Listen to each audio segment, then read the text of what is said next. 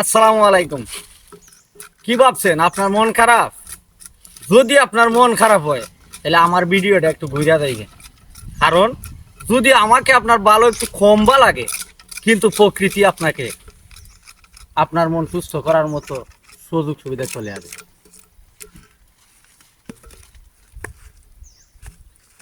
এই প্রকৃতির দৃশ্য যেই না দেখবেন আমার এই ভিডিওতে, আপনার মন যতটুকু খারাপ ছিল ততটুকু খারাপ থাকবে না।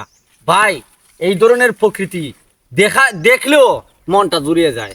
যদিও আপনার সরাসরি আসা হয় নাই, কিন্তু ভিডিওর মাধ্যমে আমি তুলে ধরলাম।